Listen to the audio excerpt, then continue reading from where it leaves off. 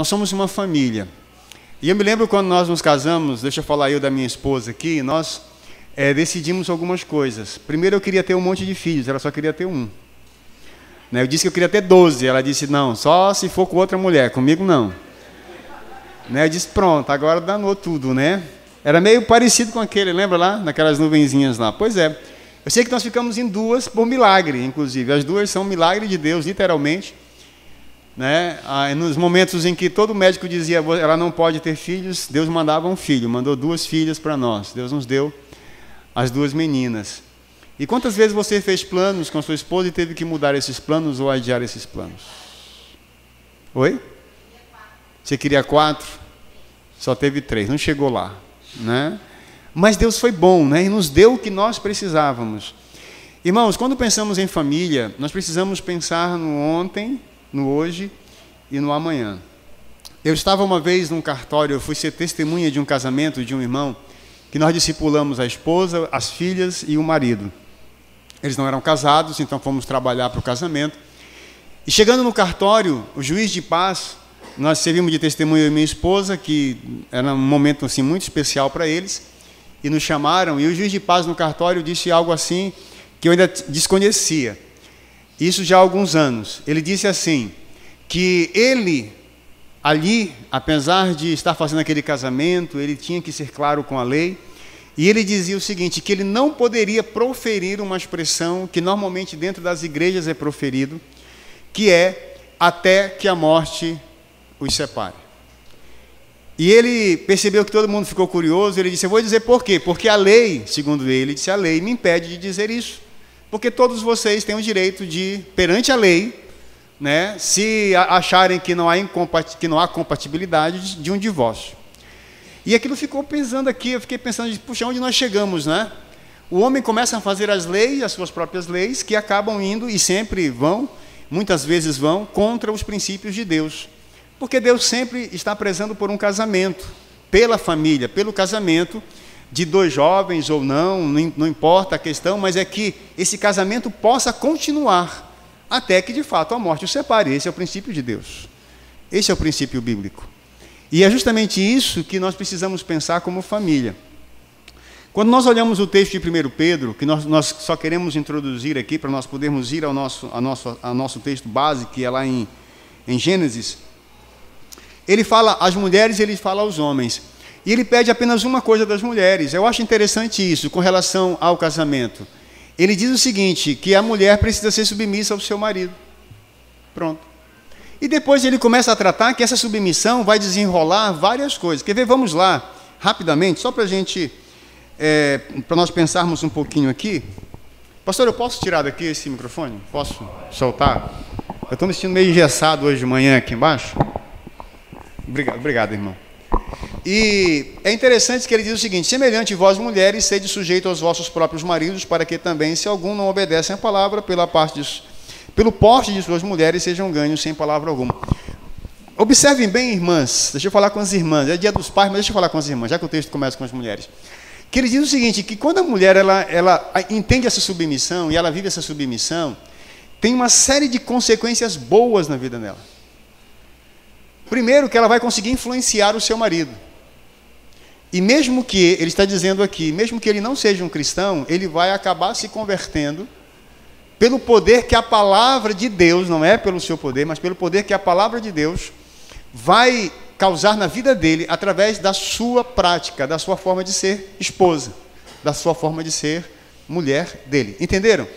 É muito clássico, é muito claro isso aqui.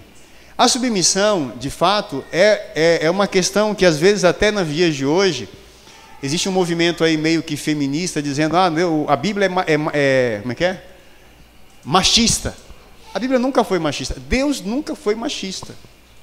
Eu acredito, eu creio, eu olho para os princípios da palavra, e eu creio que Deus sempre viu homem e mulher no mesmo nível. Agora, é claro que existem funções diferentes. Isso é óbvio. Mas Deus tratou homem e mulher da mesma maneira. Deus ama o homem e a mulher da mesma forma. Ou não? Com certeza. Agora, quando você olha para cá, e ele diz que a mulher, então, deve ser sujeita ao seu marido, né? sujeitai aos vossos maridos, para que eles possam obedecer a palavra, preste atenção que ele começa a lhe dar outras bênçãos aqui. Ele diz o seguinte, como é que vai acontecer essa submissão? Aí ele fala, considerando a vossa vida casta em temor. É um princípio. O que é submissão? Será que submissão é obedecer ordens? Lá em casa quem fala por último sou eu, né, Lia? Sim, senhora. É sempre assim. Submissão, irmãos, não é obedecer ordens. Submissão é respeitar a posição do outro, é só isso. Né? E quantas vezes eu tenho que ser submisso à minha esposa? Espera aí, pastor, mas a Bíblia diz que é a mulher que tem que ser submissa. Mas presta atenção. A Bíblia diz uma coisa interessante. Ela diz assim, aquilo que eu quero para mim, eu tenho que fazer. Aí vem o outro lado, né? Vem o lado machista do ser masculino, né? Vem o nosso lado machista, que nós sempre queremos nos impor, né? Não, em casa quem fala grosso sou eu, não mais que esse vozeirão todo aí, né? Quem fala grosso sou eu, quem manda sou eu, quem controla sou eu. E aí nós nos esquecemos que, na verdade, a submissão da esposa é uma resposta ao meu amor. É uma resposta ao meu trato, a forma com que eu conduzo a minha casa, como eu cuido da minha esposa. Então, é um retorno, né? É a forma dela dizer eu te amo também, porque ela vai entender que o que eu estou fazendo com o marido é melhor para ela. Isso é fato. E ele está dizendo aqui justamente que a esposa submissa, ela considera a sua vida casta em temor, quer dizer, ela olha para o seu marido, tudo bem? Né? Ela está falando aqui de relacionamento. Ela está falando de relacionamento. Então ela olha para o seu marido e ela vê o seu marido, de fato, como alguém que merece a sua fidelidade, que merece o seu temor, que merece o seu respeito. Não é o temor de ter medo, é o temor de um respeito. Né? Provérbios 31 fala isso. Ele diz, é interessante que a mulher virtuosa, todos louvam o seu marido dizendo. Quer dizer, o marido dela, ela se preocupa com o que estão dizendo do marido. Ela se preocupa, será que o meu marido está sendo, as outras pessoas estão olhando para o meu marido, estão vendo nele, de fato, alguém que eu estou respeitando? Porque, irmãos e irmãs, vamos ser bem francos, vamos ser bem sinceros. Se você desrespeitar o seu marido, se você viver uma vida batendo o pé o tempo inteiro para ele, você acha que a outra pessoa vai respeitá-lo? Não vai. Se você, marido, não respeitar a sua esposa, tratar ela mal na frente de todo mundo, humilhá-la e fazer coisas assim, em palavras ou em ações, você acha que as outras pessoas vão respeitá-la? Vão sentir dó, talvez, né? Coitada dessa mulher, olha, que coisa feia. É isso que vão dizer. Eu não queria ser a mulher desse camarada, eu não queria ser o marido dessa mulher.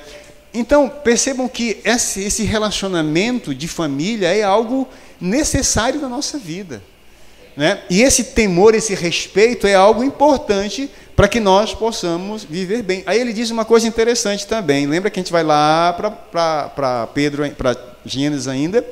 E ele diz assim, o enfeite delas, das mulheres, não seja um exterior, no frisado dos cabelos, no uso de joias, de ouro, de compostura dos vestidos. Mas o homem interior, no coração incorruptível, traje de um espírito manso e quieto, que é precioso diante de Deus. Você acha que Deus não está preocupado com a aparência de vocês? O que vocês acham? Claro que está.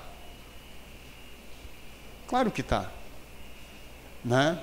O que Deus está dizendo aqui é que não valorize o exterior mais do que o interior. Esse é o sentido. Certo? O enfeite, quer dizer, o que ele está dizendo aqui é o que vai aparecer. Às vezes algumas pessoas até leem esse texto e começam a distorcer tudo, né? Diz assim, olha, mulher não pode se cuidar, mulher não pode fazer a unha, mulher não pode... Não vou entrar nessas questões, não sei se é a sua prática, não vou entrar nessas questões. Pastor Adonias, não espero não estar pregando nenhuma heresia aqui, desrespeitando os seus ensinos. Mas às vezes algumas pessoas tratam a coisa assim, a mulher não pode. Aí o marido se prevê disso e diz assim, dá bem, eu vou economizar, né? Põe a mão no bolso, guarda ali. Deixa eu cortar meu cabelo, deixa eu ajeitar aqui, acolá. Não vou deixar não, porque olha o texto diz aqui que não pode, né? Está proibido por Deus, Você não pode comprar a sua maquiagem, você não pode fazer a sua unha, você não pode cortar o seu cabelo, você não pode pintar o seu cabelo. Espera aí, irmãos, não é isso que Deus está dizendo aqui não. Vamos só trazer uma... É você que faz. Olha, vamos achar então, o meu cabelo, apesar de toda a dificuldade dali, é ela que corta. Sempre foi, há 27 anos, ela que corta meu cabelo. Né? Nós estamos economizando, pastor, está vendo? Né? Mas Deus está aqui, irmão, simplesmente dando uma direção melhor, dizendo para nós entendermos, mulheres, o que Deus vai valorizar em você, o que tem que fluir, o que tem que aparecer, isso não é só para a mulher, também é para mim, para os homens, é um homem interior que Deus regenerou em Cristo. Ele sempre está querendo, irmãos, que o homem espiritual se sobressaia do homem natural e carnal. Nós temos sempre a pretensão de fazer com que a nossa carnalidade apareça. Sempre. Né? E quando Deus dá essa expressão aqui, através do apóstolo Pedro, ele dá essa notoriedade à questão da mulher, da sua própria vaidade, que é normal, né? Ele já sabia, isso não é uma questão só para os dias de hoje, isso é uma questão de muitos anos, de séculos, desde que a humanidade é a humanidade. Né? Eu estava numa palestra uma vez, aquelas palestras de empresas, e o camarada chegou e disse que o seguinte, que o homem chega diante do espelho, já perceberam que nossa roupa é tudo igual? Fica de pé os homens que estão aí, cadê os homens? Fica em pé, pronto. Homens, é tudo igual, pode olhar, ó. É ou não é? É, a diferença é uma cor, uma listra, pode sentar, a gravata, é só isso. Eu nem vou pedir para as mulheres ficarem em pé, porque as mulheres não, elas já se preocupam em ser tudo diferente. Olha o cabelo, é mais ou menos, só menos cabelo e mais cabelo, né? Ou menos e mais, né? É só isso. As irmãs não, vocês já se preocupam no tamanho do cabelo, a cor do cabelo, o jeito do cabelo, se é para aquele lado, se é para esse lado, se parte no meio, se vira para cá, se vai para lá. Estão sempre preocupadas. Isso é normal. Deus sabia disso. Agora, presta atenção que Deus chama a atenção de todos nós. A questão é, sim, irmã? Sim, do seu marido, do seu homem, está certo. E é isso mesmo. Né? A questão de Deus aqui é dizendo, preste atenção, não valoriza isso demais. Eu falei da palestra lá que eu fui participar, e ele dizia o seguinte, que o homem se arruma, e normalmente ele vai na frente do espelho, põe a sua gravata, põe a sua camisa, ajeita o seu cabelo e diz, tá bom. Pronto, acabou. Pois é, o problema é quando a mulher chega na frente do espelho, que ela vai na frente do espelho, aí ela olha, se ajeita todinha, aí ela olha de frente, olha de trás, dá outra olhada de novo, aí ela pergunta ainda pra gente assim, e aí marido, ficou bom?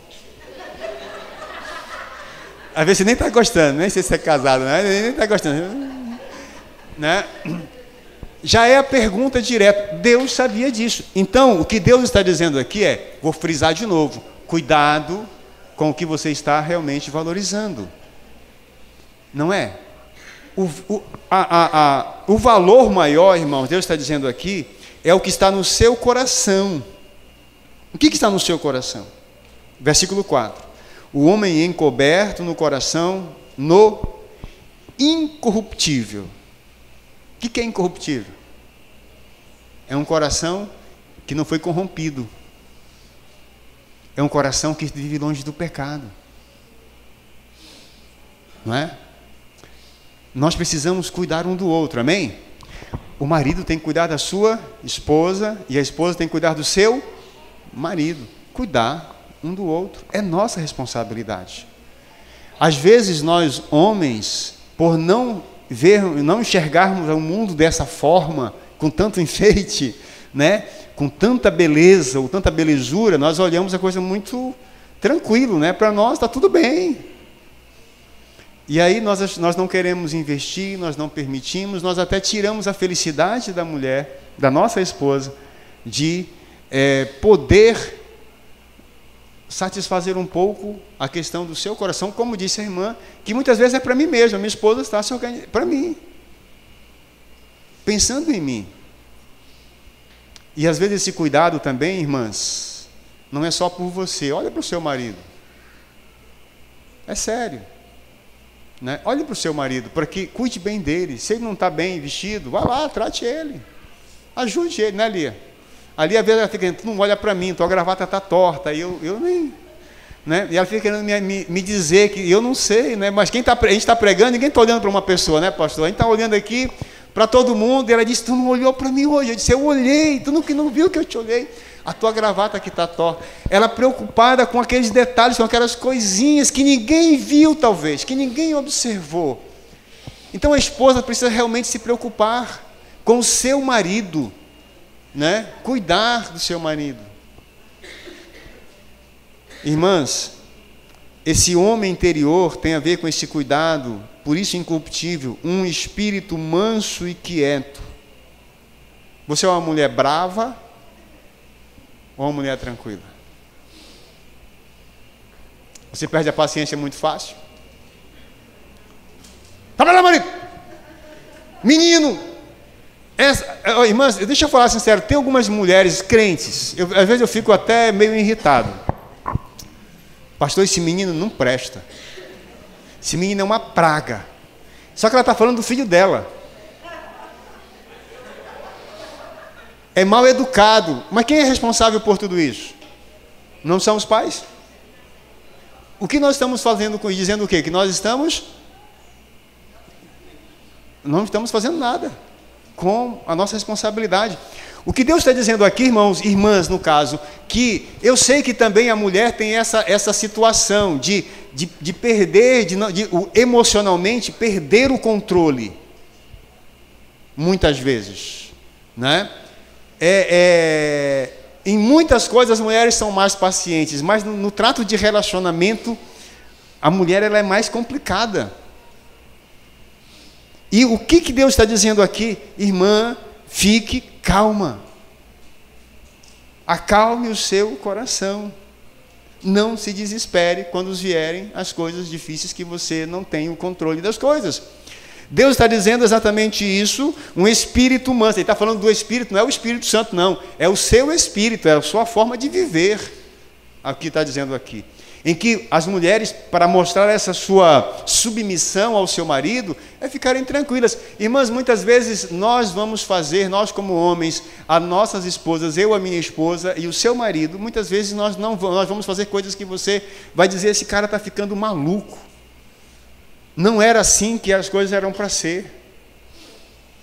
E às vezes você vai tentar me aconselhar, a minha esposa vai tentar me aconselhar, você vai tentar aconselhar o seu marido, e ele vai dizer, não, mulher, não esquenta, deixa que eu vou resolver o negócio. Ele acha que ele é o super-homem. E ele descobre, depois que dá errado, que ele devia ter te escutado. Né? O que foi, irmã? Eu só falei. Irmã, eu também sou assim, irmã. Eu também passo por isso. E eu descubro que eu devia ter escutado a minha mulher, mas aí já é tarde. Aí ela olha para mim, agora é a hora do seu espírito tranquilo, porque senão você vai fazer um regaço. Você vai criar um problema tão sério. E sabe, irmãs, Deus já sabia, vou dizer de novo, Deus já nos conhecia. Ele já nos conhecia. E quantas vezes, de fato, eu tenho que voltar atrás e dizer, minha esposa, você estava 100% certo. Nós vamos aprendendo, com o tempo vai passando, hoje, depois de 27 anos, nós já aprendemos algumas coisas. Mas no começo era muito mais difícil. Muito mais difícil. Isso que eu estou dizendo para vocês, que hoje a gente até sorri e brinca, na verdade, irmãos, era quase que a gente... vou contar um segredo para vocês. Primeira semana de casamento, ela disse assim, quero ir para a casa da minha mãe. Na primeira semana, vou voltar... E a mãe tinha morrido, ela, vou voltar para casa do meu pai. Na verdade, a mãe já tinha morrido, infelizmente, há pouco tempo. Quer dizer, estava tão ruim o negócio que ela estava com saudade da mãe que nem existia e do pai que estava lá. Eu prefiro cuidar do meu pai do que cuidar de você. Eu tive que aprender, eu estou falando como marido, eu estou confessando o meu pecado aqui. Eu era um péssimo marido no começo. Ainda não sou tão legal assim, mas eu já melhorei um pouquinho. Mas isso, irmãos, faz parte da nossa convivência. Tá? Eu falo de novo, hoje a gente está falando sorrindo, mas ouvir isso, você com uma semana de casado, puxa vida, foi a pior coisa para mim naquela hora. Quer dizer, eu não estou sendo um cara ruim mesmo para essa mulher. E meu pai me chamou, conversou, me aconselhou, me disse, me orientou no que eu pude, como eu devia tratar a minha esposa. Então, percebamos, irmãos e irmãs, que a submissão, quando ela vem nessa direção, e quando ela vem nessa questão de ter um espírito manso e quieto e tranquilo, ela vai fazer com que o casamento, o relacionamento se torne algo melhor. Mas por que isso é dito à mulher? Porque vocês, irmãs, têm o dom de apaziguar as coisas. Nós, quando perdemos a nossa paciência é muito curta.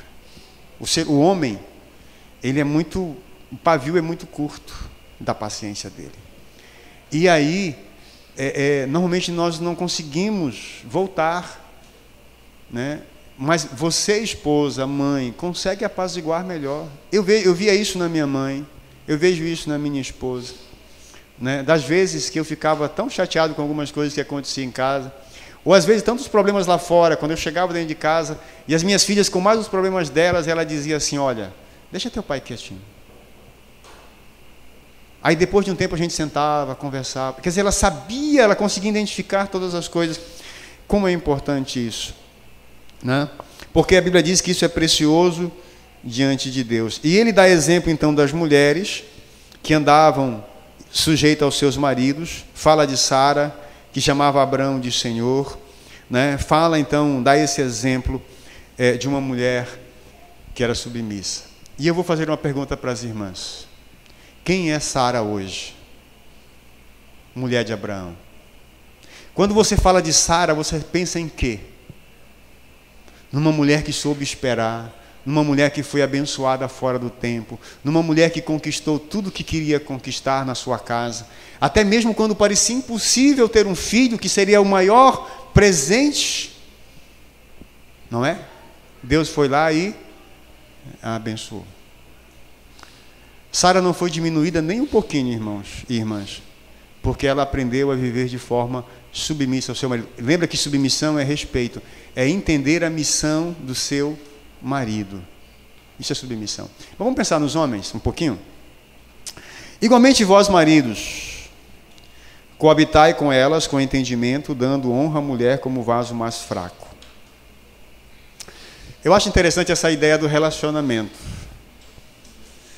A responsabilidade de fazer com que o relacionamento seja algo mais forte realmente está na vida de quem? Do marido. Por isso que eles chamam a responsabilidade, mas dizem, olha, você, marido, precisa aprender a viver esse relacionamento, né, de uma forma inteligente. Ele fala isso, um relacionamento com entendimento. Porque a mulher, ela é muito mais emocional e o homem é muito mais de razão. A mulher pensa, né, a mulher ela pensa muito, mas não estou dizendo que vocês não pensam, tá, irmãs? Mas no sentido de que a emoção, muitas vezes, acaba levando vocês a tomarem decisões. No relacionamento, nem sempre a emoção resolve as coisas. Às vezes a emoção, na verdade, atrapalha. Né? A minha neta, nós morávamos numa casa, no segundo andar, nós temos a nossa casa, mas para ficar perto da igreja que pastoreava nos últimos anos, eu tinha alugado uma casa, era uma casa, um sobrado, e tinha uma escada, e nossa neta começava a brincar naquelas motoquinhas de plástico, velocípede, que chama de plástico, aquelas motoquinhas de plástico, ficava por ali. E eu estava falando com o irmão, dizendo, faz um portão para mim colocar aqui, porque eu estou preocupado que a minha neta pode cair. E eu desci com esse homem. Daqui a pouco, que eu estou a ver a minha neta descendo na motoca atrás da escada. Deu de cara na porta lá embaixo, e eu saí correndo desesperado, ela não foi para o meio da rua. Eu peguei a minha neta, peguei ela no colo, já com o rosto machucado, peguei no colo e ela chorando muito. A minha esposa olhou, né, e daqui a pouco ela desmaiou. Eu disse, pronto, agora eu vou ter que levar as duas para o hospital. Aí eu coloquei a criança no colo do pastor que estava comigo, socorri a minha esposa, deixei ela bem. Aí entramos no carro, vamos para o hospital, vai todo mundo para o hospital. Perceba, eu estou dizendo aqui uma situação que a emoção, ela é tão forte, muitas vezes nas mulheres, que leva a essa atitude. Não é que, essa mulher é muito fraca. Não é isso. Isso é normal para vocês, e todas as mulheres quase são assim. Né? Numa situação difícil, muitas vezes, A emoção, vocês não conseguem controlar. Isso é natural também. Já o homem, na sua maioria, consegue dominar isso, controlar isso. Não é que eu não estava sofrendo. Pô, esse pastor é o cara, né? Não, eu estava ali me arrebentando por dentro, com medo de ver minha neta morrer, de ver minha mulher morrer. Eu estava preocupadíssimo. Mas eu tinha que me controlar. Eu tinha que ficar sossegado, ligar para minha filha, a mãe da menina, ligar para o pai da menina e avisar: olha, tua filha caiu e quase morreu, na minha responsabilidade. Entenderam? Eu tinha que fazer isso. Então, eu estou contando uma experiência, um fato real que nós vivemos, emocional, e você talvez está pensando em outro aí, né? Então, o homem, nesse relacionamento, ele tem esse controle e ele precisa saber trabalhar isso. Porque isso faz a diferença, de fato. Por isso que ele fala com entendimento, ideia, de mente, de sabedoria. Como é que eu faço isso? Olhando para minha esposa e compreendendo a fragilidade dela. Irmãos e irmãs, não é fragilidade de saúde. É fragilidade, de fato, que Deus honrou as mulheres como parte mais frágil. Eu vejo isso como uma honra. Porque, irmãs e irmãs, pensem bem. Deus deu a vocês o privilégio de ter alguém cuidando de vocês. Isso é uma honra. Ou não? Se você olhar com essa ótica, você vai perceber que é uma honra. É uma honra para vocês como mulheres, em que o marido vai cuidar de vocês. Se ele não está cuidando bem, conversa com ele e fala: peraí, está faltando alguma coisa. Me ajuda aí. Diga para ele, porque nós não vamos entrar em todos os aspectos do relacionamento, comunicação, aquela coisa tudo que não dá, não tem tempo aqui, né? Não é o nosso caso. É uma visão geral sobre família. Mas vá com o seu marido e fale para ele: olha, eu sou a parte mais fraca. Não use isso também como a síndrome de Cinderela. Sabe o que é a síndrome de Cinderela? Tadinha de mim, tu nem olha para mim, tu nem gosta de mim, né? Eu sou... Assim, se colocar aquela coisinha de coitadinha, não utilize a síndrome de Cinderela, não. Né? Porque você é útil, você é forte dentro dos seus limites, da sua vida, daquilo que Deus confiou a você. Né? Seja uma mulher virtuosa, como a Bíblia fala em Provérbios 31, mas entenda isso, que o marido está cuidando de você, Deus colocou ele do teu lado para isso. E aí pesa para mim, e pesa para você, homem. Tudo cai em cima de ti, né? Aqui, desde que eu cheguei, né? Desde sexta-feira. Por quê? Porque aí você tem que cuidar da mulher. Ora, nós vamos prestar conta, porque nós somos o cabeça da família. É isso que Efésios fala. Nós vamos prestar conta do nosso lar. Não vou prestar conta pela minha mulher, não. Vai. Você pode não prestar conta pelas questões espirituais dela, no sentido de pecados e atitudes certas ou erradas. Mas você vai prestar conta com relação à gestão que você fez da sua casa, como marido. Eu creio nisso. Fala, irmã.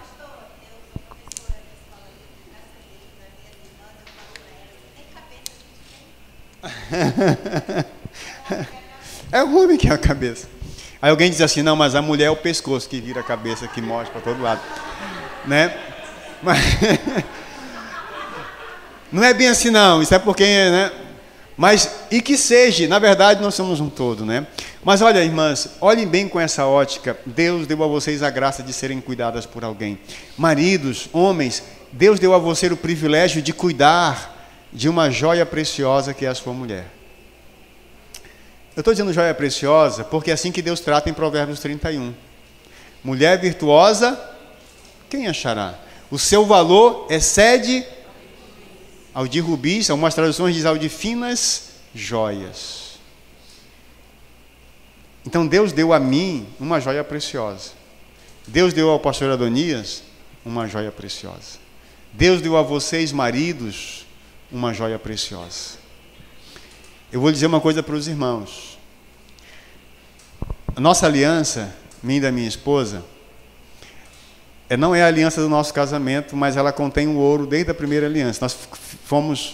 Nós era tão pobrezinho, era tão difícil aquela época, que a aliança parecia um fio de cabelo, assim, bem fininho. E quando eu ia trabalhar, ela começou a amassar meu dedo e ficou roxo. Eu tirei, e ela tinha um cordão que tinha ganho do pai, da mãe, não sei. Ela pegou o cordão de ouro que ela tinha, levou a aliança e mandou engrossar a aliança. Mandou fazer outra. E nós pegamos isso cada 5 anos. E se Deus quando Deus deu grana, a gente foi lá e mais ouro e fomos engrossando a aliança. E nós estamos orando aqui para mais 3 anos, com 30 anos, engrossar mais um pouquinho. Aqui não é o valor monetário, é o valor sentimental para a gente. Entenderam? Quando a Bíblia fala que a sua esposa vale mais do que os rubis, não é disso. É o seu coração. É o valor que você vai dar e o cuidado. Eu digo uma coisa para os irmãos. Se você chegar hoje e dizer assim, pastor, 50 mil na aliança, não leva. Não vale isso. Você sabe que não vale. Se quiser levar o anel, vai por 50 mil, não tem problema nenhum não, né?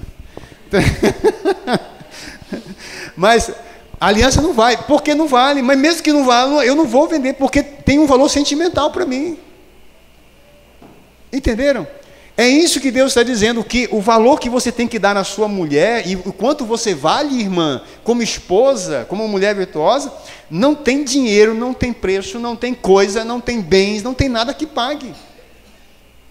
Não é a nossa realidade aqui, mas eu sempre me impressionei com uma coisa. Lá em São Paulo, nós moramos muito tempo lá, e vocês que já andaram por lá, debaixo daqueles viadutos, antigamente tinha muito mais, famílias inteiras morando debaixo daqueles viadutos. Hoje diminuiu um pouquinho. E eu ficava pensando, esse povo não sai daí.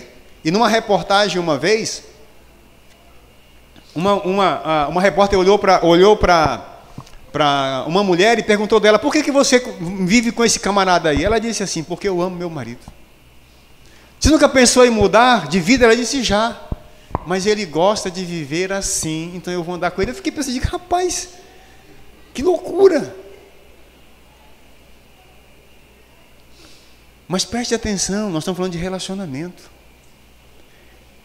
Quando eu aceitei me casar com essa mulher, e quando ela aceitou casar-se comigo, nós estávamos aceitando dizer assim, não interessa a condição que nós vamos estar, nós vamos ficar juntos. Não interessa o que vai acontecer, nós vamos ficar juntos. Não interessa o problema de saúde que eu ou você vai ter, nós vamos continuar juntos. Entenderam? Isso é importante num relacionamento, num casamento. E ele diz que eu tenho que considerar a minha esposa como parte mais frágil, como um vaso mais fraco. Presta atenção, deixa eu dizer uma coisa para os irmãos. Ele não está dizendo que o homem é forte. Tá? Sabe aquela história de quando você olha para o copo e você pode dizer que ele está meio vazio ou meio cheio? Dá para entender? É mais ou menos a mesma coisa. Você está olhando para cá. Você pode dizer, esse copo está meio vazio, aí você está sendo pessimista, ou você pode dizer, esse copo está meio cheio, você está sendo otimista. É a mesma coisa. Quando ele diz, considerai a esposa como vaso mais frágil, ele está lhe colocando na mesma condição de marido. De que você é um vaso, que você também é fraco, frágil. Por isso que ele diz, mais. Tá? Não perca o sentido do texto, né? Não, a mulher é fraca, o homem é que é forte. Não, nós somos tão frágeis quanto as nossas esposas. E nós precisamos ter essa consciência. E é isso que vai, essa consciência que faz com que eu trate bem a minha mulher. Por quê? Eu vou ser sincero com os irmãos. Se eu cair, minha esposa cai junto comigo. Se a minha esposa cair, eu caio junto com ela. Nós nos quebramos juntos. Não tem jeito. Deus está dizendo aqui, então, que eu também sou um vaso tão frágil quanto ela, mas Deus deu a ela esta bênção de ser um pouquinho mais suave, e aí, então, ela fica um pouco mais fraca. Eu olho para ela e vejo ela como mais frágil, de fato, como, vamos dizer assim, com um pouco menos, não é de capacidade, não é de força, não é de vida, não é de habilidade, mas um pouco menos simplesmente no relacionamento, estar sendo submissa a mim, e nós precisamos caminhar junto, e eu tenho que cuidar dela agora, porque ela precisa, só isso. Nada mais. Ela não é menor do que eu. Então, irmãos e irmãs, maridos, olhe para sua esposa, olhe para o seu marido com essa ótica, para que a gente possa entrar na situação da família. Por quê?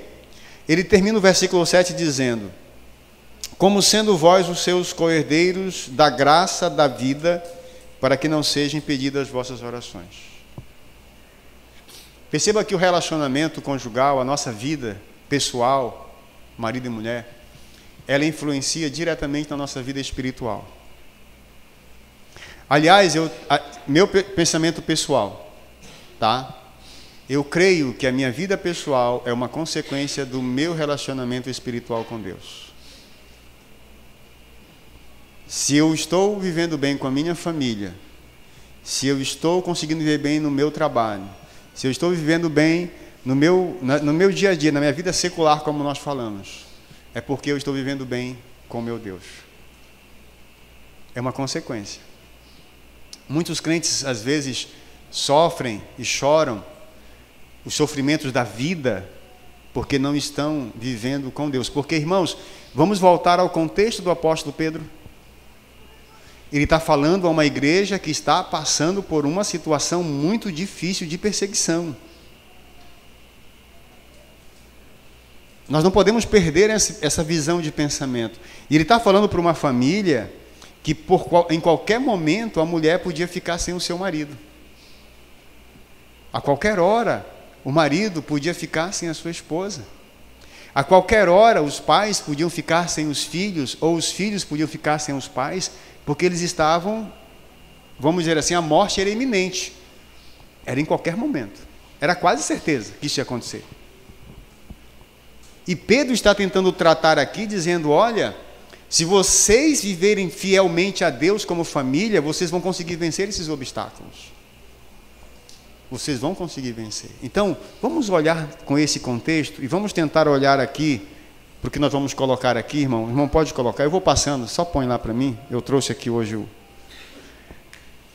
que aí eu controlo aqui também, fica mais fácil.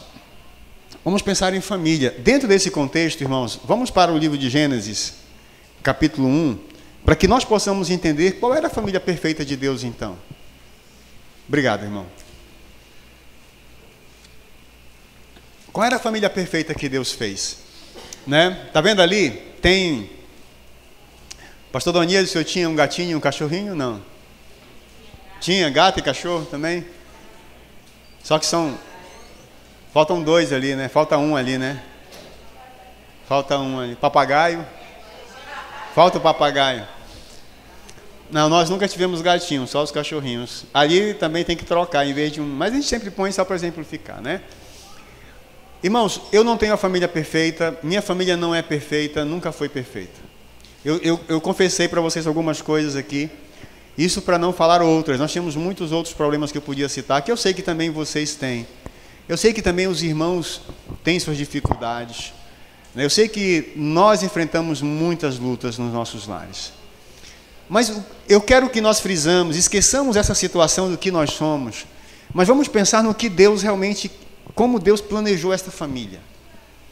Esta família que precisa existir dentro da sociedade chamada igreja.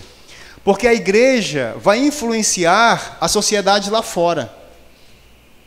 Nós precisamos não ser influenciados. Eu estou dizendo isso pelo seguinte, no ano de 2010 saiu um dado estatístico que dizia que mesmo entre os evangélicos, eles colocam no mesmo pé de igualdade, já aconteceu de nós termos muito mais divórcio no ano de 2010 do que casamento.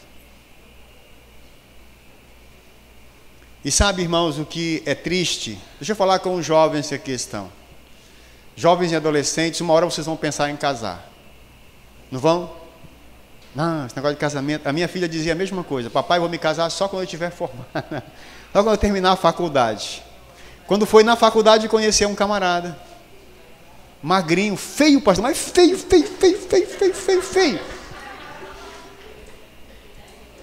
E foi lá e levou minha filha.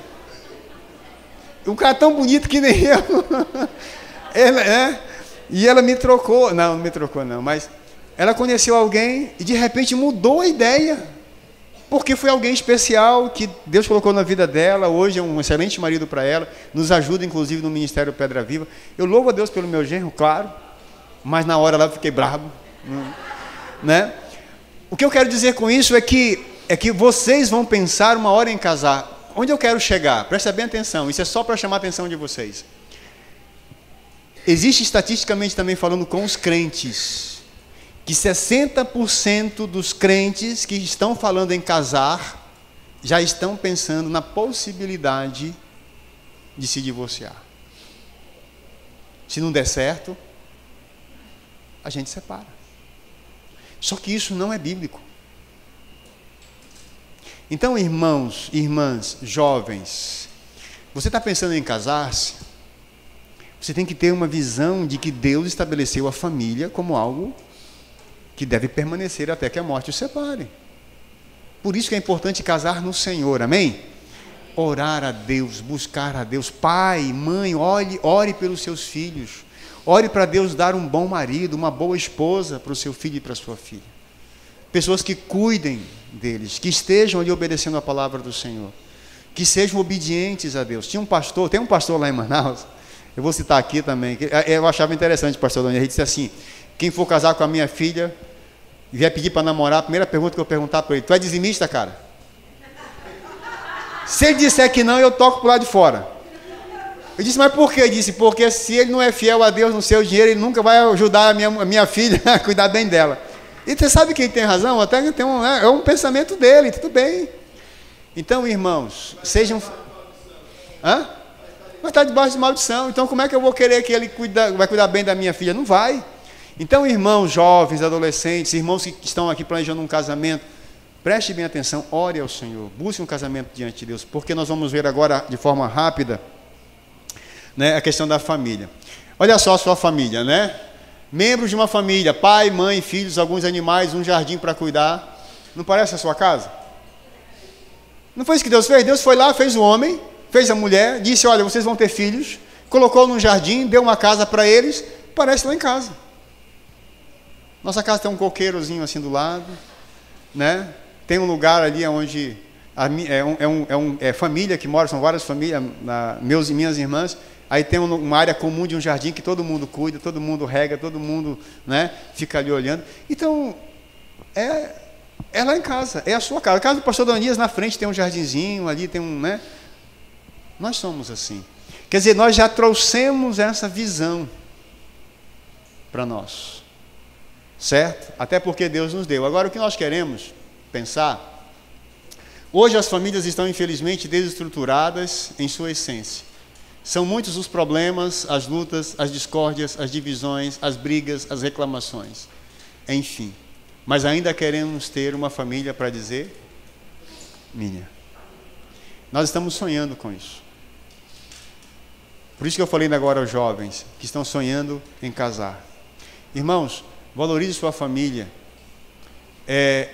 Outra estatística que saiu agora esse ano de 2016. Quando nós deixamos, isso é estatística comprovada, tá, cientificamente, quando alguém abandona o seu lar por um problema, estatisticamente, no máximo em 10 anos, o mesmo problema te leva a abandonar a outra família. No máximo, isso é estatístico, não sou eu, são os cientistas, vai brigar com eles então. Porque às vezes nós achamos que nós temos que deixar porque não dá certo. E nós começamos a colocar um monte de situações e damos como desculpa para que haja uma ruptura do casamento. Só que aquele problema não está só na pessoa, não está só no Hélio, está na esposa, não está só em mim, está na Lia. O problema sou eu. É que nós temos a mania de fazer igual Adão fez. Foi a esposa que tu me destes. Aí a Eva foi e disse assim: foi a serpente que o Senhor deixou aqui. A serpente olhou para um lado, bicharada, tinha corrido tudo. Não ficou ninguém, ela não tinha para quem acusar, senão ela tinha dito: olha, foi o jabuti, né? Ela não disse isso porque não tinha para quem dizer. Mas a mania de ficar transferindo responsabilidade. Mas se eu tenho problemas na minha casa, no meu lar, então eu tenho que tratar esses problemas com a minha esposa. E diante disso, eu vou sempre citar situações nossas, como nós conseguimos resolver os nossos problemas. Como eu disse para vocês, foram muitos também, né? Porque eu não sabia o que era relacionamento conjugal, minha esposa não sabia o que era relacionamento conjugal. Nós tínhamos que aprender tudo sozinho, lendo muito, correndo atrás de livros, de tal, né? E conversando, tendo conselheiros, buscando pastores para nos ajudar. E nós tomamos algumas decisões logo bem cedo. Primeiro, nós nunca vamos dormir sem resolver os nossos problemas. Até ficou essa mania, isso ficou um hábito, não vou dizer mania, virou um hábito. E nós, antes de deitarmos, nós sentamos, nós conversamos, nós oramos juntos, mesmo que não tenha acontecido nenhum problema. E graças a Deus hoje não tem muito, né? Só uns 10 por dia. Né? Não, mas nós sentamos, nós desenvolvemos esse hábito em nossas vidas. E decidimos, se temos um problema, ninguém vai dormir bicudo um com o outro. Não vai. Nem que tem que entrar pela madrugada conversando. Vamos resolver, vamos conversar, vamos tratar, vamos cuidar. Esse negócio de ficar... lá no Pará, eu sou paraense, lembra disso? Eu já falei que eu sou paraense? Amazonense? Não, eu sou paraense. Lá no Pará, quando o menino fica brabo, dizem que, a gente chama assim, que é o menino do buchão. O menino come tanta farinha que fica barrigudo, né? Aquela cara dura. Aí a mesma coisa, às vezes, nós vamos dormir um para o outro assim. Não olha. Eu fico pasmo que alguns casais, às vezes, eu já ouvi isso. Pastor, faz uma semana que eu não falo com meu marido.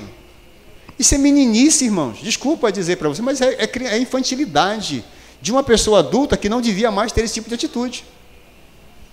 Talvez é uma expressão muito forte para mim, como homem, ouvir, mas é uma grande verdade, é a verdade. Eu preciso entender que, como homem maduro, e como mulher cristã e homem cristão, eu preciso sentar e resolver os meus problemas, principalmente com alguém que eu decidi viver a vida inteira. Irmãos, nós temos essa família abençoada. Vamos lá em Gênesis 1 e 26, para a gente começar a entender o que Deus nos deu. Nós vamos ler esse texto, eu tenho pouco tempo, mas eu vou frisar algumas coisas aqui importantes que eu acredito que na família precisa existir. E disse Deus, façamos o homem à nossa imagem, conforme a nossa semelhança, e domine sobre os peixes do mar, sobre as aves do céu, sobre o gado, sobre toda a terra, e sobre todo o réptil que se move sobre a terra. Criou Deus o homem e a mulher, imagem de Deus os criou, homem e mulher os criou. Primeira coisa importante aqui é o final. Deus criou um homem e uma mulher. Por que nós temos que frisar muito isso? Porque hoje em dia, com essa nova lei de gênero, é isso? Gênero. Ficou complicado. Né? Aonde, muitas vezes, você precisa... Deixa eu dizer uma coisa para os irmãos, eu não sou homofóbico, nunca vou ser. Mas eu não aceito o homossexualismo porque a palavra de Deus condena isso e diz que é pecado. Ponto final. Acabou o assunto. Não tem nada contra, no sentido, se alguém é homossexual, a Bíblia não aprova. E eu não posso aprovar. Eu não vou diminuir ninguém, tratar mal alguém por causa disso. Isso não é um direito, né? Mas eu tenho que dizer que é pecado, e pecado sempre será pecado. Então o casamento que Deus estabeleceu foi entre um homem e uma mulher. Então, principalmente os nossos adolescentes, jovens, né? Nós precisamos tomar alguns cuidados com relação a isso. Preste atenção, ok? Deus não está aprovando o lesbianismo ou o homossexualismo. Ele está aprovando o casamento hétero entre um homem e uma mulher. Tudo bem? Eu aceito a lei do meu país, né? Me dobro a ela, desde que ela não fira os princípios da palavra de Deus. O irmão Hélio conhece das leis 100 mil vezes mais do que eu sou alguém muito fraco nisso, né? Mas eu creio na palavra, nos princípios, e os princípios se mantêm. Nós não temos opção. Então, irmãos, o que acontece aqui? Deus criou um homem e uma mulher que refletem o quê? A imagem de Deus. Eu vou fazer uma pergunta, então. Você reflete a imagem de Deus? Vou fazer uma dinâmica aqui, vou usar o meu amigo. Vem cá. Pastor Donias, nunca mais ele vai querer que o senhor me chame. Pastor, não chame o pastor, mas não te preocupa que eu mudo. Eu mudo. Sempre que eu vou na igreja, uma vez eu mudo, pego outro. Hoje à noite eu vou mudar, não vou te chamar não, tá? Eu prometo para você. Então nós vamos fazer o seguinte, tá bom? Então, você é Deus. Agora você é Deus. Vou ouvir aqui. Dá para ouvir? Tá? Não desliga, né? Tá bom. Então ele é Deus. Tá certo? Eu tenho que refletir a imagem de Deus. Tudo bem? Então, eu sou o espelho. Deus é Deus. E eu tenho que refletir a imagem dele. Então eu vou refletir a tua imagem. Tudo que você fizer, eu tenho que fazer.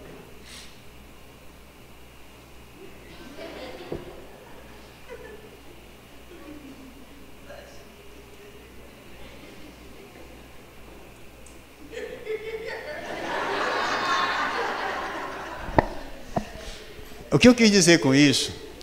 Você perceberam que eu estava sempre atrás dele? Perceberam? Porque se eu vou refletir a imagem de Deus, eu não posso querer ir na frente de Deus.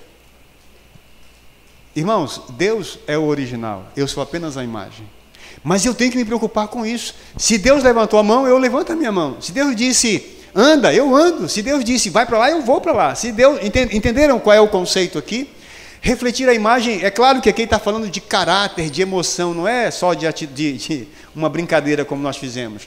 Mas é a questão do caráter. Quando Deus nos conduz, Ele me fez a sua imagem e Ele fez você, mulher, a imagem dEle. Vou fazer a pergunta de novo. Você está refletindo a imagem de Deus como marido, pai, mãe, esposa, filho, filha? A nossa atitude, o nosso respeito, a nossa ação, ela é de acordo com aquilo que Deus quer que nós sejamos e façamos, ou nós estamos fazendo do nosso próprio jeito? Nós temos que ser críticos nessa questão, nos confrontar com esta verdade. Eu estou falando de família. Se eu, como marido, não estou conseguindo me controlar, e eu sou agressivo com a minha esposa, e eu digo aos irmãos, não pense, não se engane, né? Que muitos de nós somos agressivos, e é uma coisa que eu cresci num lugar muito violento em Manaus. E eu tive que aprender a controlar a minha agressividade. Não é agressividade de bater, nunca bati na minha esposa. Mas aquela agressividade verbal, né? Aquela agressividade de sair e virar as costas como se tratasse a pessoa como se fosse nada, como se fosse um lixo. Mas isso não é só o homem que faz, não, a mulher também faz. Nós temos que refletir a imagem de Deus. E os nossos filhos? Não é verdade? Como tratamos? Como vivemos? Todo dia, irmãos, nós temos que nos policiar a isso, com relação a isso. Todo dia temos que cuidar de nossas vidas e tentar refletir a imagem de Deus, porque tem uma razão. Os nossos filhos vão refletir a nossa imagem. Irmãos, a psicologia diz o seguinte, tem algum psicólogo aqui? Tem? Precisou sair. Mas é muito interessante, aqui eu posso estar errado, então pode me ajudar a corrigir. Eu não sou psicólogo. Mas até onde eu entendo, a psicologia diz o seguinte, que até 3 anos, nós influenciamos quase que 100% a formação do caráter dos nossos filhos. Até os 5 anos, nós influenciamos ainda, mas aí eles começam a absorver apenas algumas coisas que eles já estão querendo de ser tratado. Isso tem que começar, então, desde pequeno. Eu preciso entender, então, que eu preciso começar a viver bem com a minha esposa, para que os meus filhos também reflitam a imagem de Deus, desde o começo do meu casamento. Por isso que eu estou falando com os jovens. E quando vocês estão pensando em casar, você já tem que pensar assim, eu quero ter uma família segundo os padrões de Deus. Isso vai ser uma bênção, não só para você, para sua esposa, mas para os seus filhos. Os nossos filhos refletem as nossas características. Muito do nosso caráter, muito do que nós somos, estão neles. Estão presentes. Vocês que estão há 26 anos aqui, vocês podem observar isso. Em vocês mesmos, em algumas famílias aqui. Não é apenas o físico, é o caráter, é o coração. Não estou dizendo que nós vão ser cópias, não são cópias, mas nós precisamos entender isso, que quando eu como marido, minha esposa, nós como pais, vivemos a imagem, a semelhança de Deus, nós também vamos influenciar nossos filhos para que eles façam o mesmo com os seus filhos. E aí, irmãos, nós perpetuamos a influência de Deus na vida dos nossos lares. Muitas vezes nós perdemos os nossos filhos porque nós não fizemos o nosso trabalho direito. É sério isso. Né? Ah, não, mas ele era maior, pastor. Eu sempre ensinei tudo certinho. Ele fez porque ele quis, errado. Tudo bem. Ele teve sua opção, é verdade. Mas eu sempre me pergunto, qual foi o meu preço nisso tudo? Porque na alegria, eu também recebo essa alegria de volta. Né? Então nós precisamos pensar nessa questão. Sabe o que é interessante aqui nessa família? A Bíblia diz que eles andavam com Deus. A Bíblia diz que todos os dias o Senhor via na viração do dia e falava com Adão e com Eva. Andava com Deus. Né? E eu posso pensar que é mais ou menos... Eu falei que era só de noite, tá? E eu pensei que era mais ou menos assim. Vem cá. De novo. Era mais ou menos assim, né? Deus, Adão agora, Deus. E aí, Deus, tranquilo? Tudo bem? O que tu tem para mim hoje, Senhor? Paraíso. Ah, legal, que bom. Eu acho que era mais ou menos isso, sabe? Que falava, que conversava diretamente, que Deus ia lá e Deus tinha prazer, dizer, ô meu Adão, que bem, que bom, né? Que bom te ver, né? Que bom. Quer dizer, esse relacionamento diariamente com o Senhor. Como família, a família precisa aprender a resgatar esses relacionamentos. Quantas vezes você fez o culto doméstico essa semana na sua casa? Quantas vezes você sentou os seus filhos ao redor de você e cantou com eles uma música, um corinho, um hino e fez uma leitura? Não precisa gastar meia hora não, irmãos, é 5 minutos, 10 minutinhos. Mas isso vai fazer a mudança total. Outro dia, eu falando de família, né? A minha filha estava sentada no último banco com a minha neta. E eu disse, você lembra da história fulana de tal? Era Tutsi, né? Tuti, você lembra da história da Tuti? Lembro.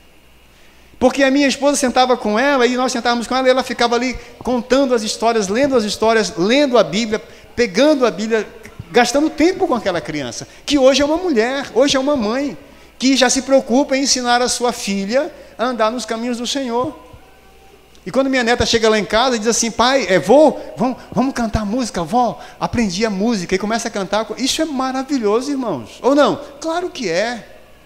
Não é porque é uma criança, é porque é a minha geração que está ficando, que está servindo, ou tem a probabilidade de servir ao Senhor. É claro que ela vai chegar ao seu ponto de decisão, de aceitar a Cristo. Não quero chegar nesse ponto, mas a influência que nós deixamos andar com o Senhor, temos que aprender a andar com Deus.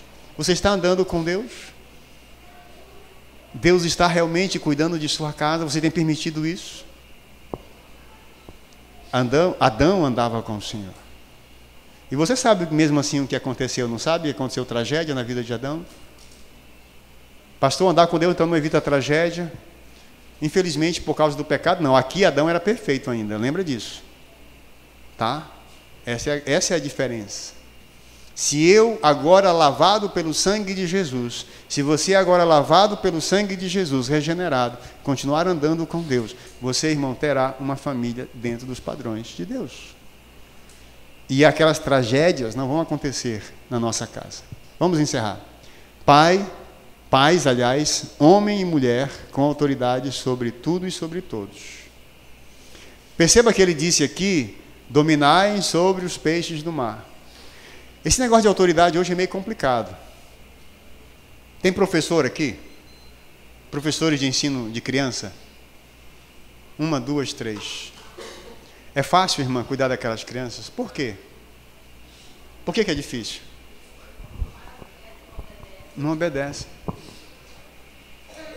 Essa questão de autoridade hoje é um problema sério, mas não é só nas escolas, não. A questão é que a escola reflete o que elas vivem em casa. Aí de casa, vai para a escola. Da escola, vai para a rua. E da rua, vai para o trabalho. E assim começa, esse ciclo vai continuando. E é por isso que nós estamos com fundações, casas, presídios, asilos. Não é?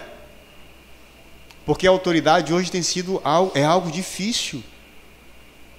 Os filhos não querem mais obedecer. Tem criança aqui, eu fiquei feliz que as crianças ficaram. Criança, olha para mim, ó. Ei, meninos, filhos. A Bíblia diz: obedecei os vossos pais em tudo no Senhor. Amém? Amém, crianças? Amém. Sejam obedientes. É importante. Por quê? Porque a Bíblia diz que isso vai prolongar a vida de vocês na terra. Isso é princípio de Deus. Então a obediência, irmãos e irmãs, ela tem que fazer parte da vida da família, né? Aí eu volto à questão da imagem, ao relacionamento. Se eu e a minha esposa tivermos uma vida de cão e gato, como é que eu quero que os meus filhos me obedeçam? Não tem jeito. Não é? Nós aprendemos e ensinamos através do exemplo. Nós aprendemos e ensinamos através do exemplo. A autoridade é instituída por Deus. Na igreja, o pastor, os diáconos, o professor da escola dominical, o líder, na escola, na família. Deus estabeleceu essa autoridade. Acabou. Não tem o que discutir. Eu vou dizer uma coisa aqui séria para vocês, crianças e adolescentes, tá bom? Jovens. Mesmo que o seu pai esteja errado, na sua concepção, obedeça-o. Entendeu? Vai comprar 1 quilo de farinha. Pai, mas não dá para paraense falar de farinha logo, né? Que é para resolver o problema, dizer quem ele é. E ele, mas pai, não posso comprar farinha. Menino, vai comprar, eu estou mandando. Vai lá, compra. Obedeça o seu pai. Não? Mesmo que você... Porque às vezes nós achamos que está errado. Eu acho interessante isso. Outro dia, falando de uma igreja, e eles me perguntaram assim: pastor, se a igreja chama um pastor, e logo no primeiro mês esta igreja decide... aliás, há um conflito entre a igreja e o pastor, porque a igreja não concorda com o projeto ou plano do pastor para a igreja. O que o senhor acha? Eu disse: uai, o pastor deixou de ser homem segundo o coração de Deus? Só porque ele trouxe um plano diferente? Eu não estou dizendo pecados, tá bom, irmãos? Ou doutrinas erradas, não estou dizendo isso. Estou dizendo planos.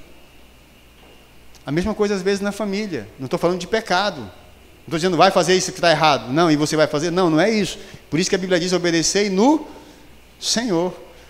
Né? Eu estou falando de disfunções de pensamento, de discordância. Isso é normal. Obedeça ao seu pai, obedeça a sua mãe. A obediência, ela é extremamente importante. Irmãos, esta igreja, essa família, aliás, tinha sempre uma boa alimentação e cuidavam de tudo que estava ao seu redor, inclusive o lugar onde moravam. Olhando esse contexto aqui, você vai perceber que Deus entregou todas as coisas para Adão se ter de alimento. Todas as árvores, né? Os frutos das árvores. Coma bem. Falando de família, essa é uma preocupação que todos nós precisamos ter. Comer bem não é comer muito. Mas deixa eu dizer uma coisa para os irmãos. Vou encerrar bem aqui, tá? Nem vou passar para frente. Eu estou olhando ali, tem um monte de coisa ali na frente, mas deixa quieto. A questão é assim: preste atenção e cuide bem da sua saúde. Cuide bem da sua saúde. Nós somos o que nós comemos. Cuide bem da sua saúde. Mãe e pai, vocês são responsáveis por isso. Pelo alimento de casa. Não é colocar o bom e o melhor. É colocar o que é preciso. Tem muita coisa que eu quero comer, eu confesso aos irmãos. E eu tive que mudar muitas coisas na minha vida. Há 22 anos, nós mudamos muita coisa na nossa saúde, na nossa alimentação, para preservar a nossa saúde. Né? Então, se você cuidar bem da sua alimentação, eu estou dizendo isso faz parte da família. Pastor, o que tem a ver isso com relacionamento? Preste atenção, irmãos. Você tem planos e sonhos igual aquele filmezinho, não tem? E muitas vezes nós gastamos com tantos remédios e tantas coisas desnecessárias, que se nós cuidássemos melhor de nossa saúde. É sério isso. É um conselho que eu dou à família, né? Digo, faça exames regulares, alimente-se direito, cuide bem, evite o que é ruim, o que você já sabe que não é bom, deixe de lado. Ok? E cuide bem de sua casa. Isso aqui é para encerrar. Cuide bem de sua casa. Por que de sua casa? De seu lar? Do lugar que você mora. Pastor, eu fico assustado com umas coisas. A gente vai fazer uma visita pastoral e chegamos lá, normalmente tem as irmãs que falam, mulheres, né? As irmãs que falam isso, pastor, não olha a bagunça que está aqui. Eu falo assim, bom, então eu vou fechar o olho e vou andar na sua casa, porque não tem jeito. Mas nós precisamos aprender a dividir a responsabilidade. A responsabilidade de deixar a casa limpa e arrumada não é só da minha mulher, é sua.